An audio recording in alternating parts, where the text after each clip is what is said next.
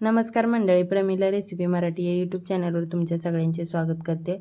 तर आता घेवड्याचं सीझन चालू झालेलं आहे. तर घेवड्याच्या ज्या काळ्या घेवड्याच्या असतात त्या कवळ्या कवळ्या मी इथे शेंगा तोडून घेतलेल्या आहेत आणि त्या पाण्याने स्वच्छ आधी धुवून घेतलेल्या आहेत. धुवून झाल्यानंतर जे पुढचा आणि पाठीमागचा भाग आहे तो काढून टाकून घ्यायचा आहे आणि आपल्याला हे खुडून घ्यायचं आहे. एकदा तुम्ही अशा पद्धतीने हे ओल्या काळ्या घेवड्याच्या शेंगांचं चिम करून बघा, खरंच खूप भारी लागतं. आणि बघू शकता अशा पद्धतीने मी सगळ्या शेंगा खुडून घेतलेल्या आहेत. जरी तुम्ही सुरीच्या साहाय्याने चिरून घेतल्या तरी पण चालू शकते.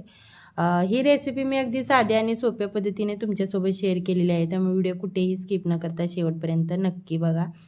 अशा पद्धतीने मी सर्व शेंगा खुडून घेतलेल्या आहेत. नंतर एक कुकर घेतलेला आहे. कुकरमध्ये ह्या खुडून घेतलेल्या शेंगा टाकून घेतलेल्या आहेत.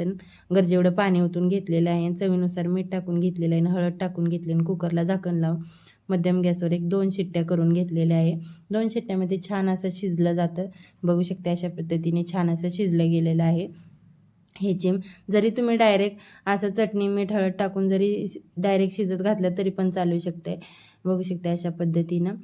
ही रेसिपी तुम्ही कोणत्या गावातून किंवा शहरातून पाहताय मला कमेंट करून नक्की सांगा, म्हणजे मला पण समजेल की हा व्हिडिओ कुठपर्यंत पोचलेला आहे. बघू शकता छान असं शिजलं गेलं. नंतर गॅसवर मी तवा ठेवलेला आहे. तवा तापला की त्याच्यामध्ये तेल टाकून घेतलेलं आहे 1 पळी. तुमच्या आवडीनुसार तेल तुम्ही कमी जास्त घेऊ शकता. बघू शकता अशा पद्धतीनं. नंतर तेल तापलं की त्याच्यामध्ये जे शिजवून घेतलेल्या शेंगा होते, जे चिंब होतं ते त्याच्यामध्ये टाकून घेतलेलं आहे. छान असं 1-2 मिनटं परतून घेतल्यानंतर त्याच्यामध्ये थोडीशी हळद टाकून घेतलेली आहे. आधी हळद टाकल्यामुळे तर थोडीशी हळद टाकून घेतलेली आहे. थोडंसं मीठ टाकून घेतलेलं आहे.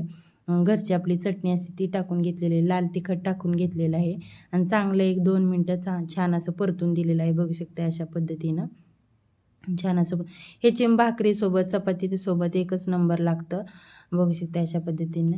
आणि थोडंसं मला मीठ कमी वाटते म्हणून मी थोडंसं मीठ टाकून घेतलं आहे. आणि जो 1 चमचा कारळ्याचा कूट असतो तो टाकून घेतलेला आहे. कारळ्या हलकेसे भाजून घेतलेले आहेत आणि मग ते खलबत्त्यामध्ये ठेचून घेतलेले आहेत. नंतर 1 चमचा भाजलेल्या शेंगदाण्यांचा कूट टाकून घेतला आणि छान असं 1-2 मिनटं छान असं परतून दिलेलं आहे. बघू शकता अशा पद्धतीनं. तुम्ही एकदा अशा पद्धतीनं करून बघा, खरंच खूप भारी लागतं आणि भाकरीसोबत एकच नंबर लागतं. मी घेवड्याची आमटी पण बनवली होती. पुढची रेसिपी कोणती हवी आहे मला कमेंट करून नक्की सांगा. मी तो लवकरात लवकर व्हिडिओ पोस्ट करण्याचा प्रयत्न करेन. व्हिडिओ आवडल्यास तर व्हिडिओला एक लाईक, शेअर, सबस्क्राईब करायला विसरू